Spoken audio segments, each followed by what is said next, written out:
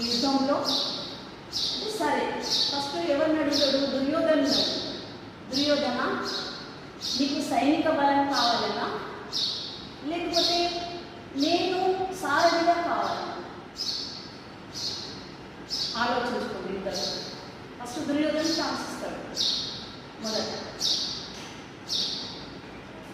సైనిక బలం అంటే వేల మందిలో ఉంటాడు, కృష్ణుడు అంటే ఒక్కడే ఉంటాడు. నేను కావాలన్నా సైనిక బలం కావాలి. దుర్యోధనుడు ఆలోచిస్తాడు, కృష్ణుడైతే ఒక్కడే, సైనికులైతే వేల మంది తీసుకుంటా, నాకు కృష్ణుడు ఒక్కడెందుకు? కృష్ణ, నాకు వేరే సైనికులు అని. సరే, నువ్వు వేరే సైనికులకు నీకు ఇచ్చేస్తా. అర్జునానియ రెండవది ఎవరు? నేనే. అర్జునుడు అంటాడు, కృష్ణ నాకు నీవు కావాలి,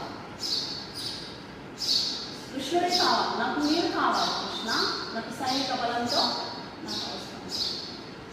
సరే, ఇద్దరికి వరాలు ఇచ్చేస్తాడు. అయితే కృష్ణుడు ఎక్కడ ఉంటాడో, కృష్ణుడుకి ఎవరు శరణమెత్తారో అక్కడ విజయం సాధ్యం.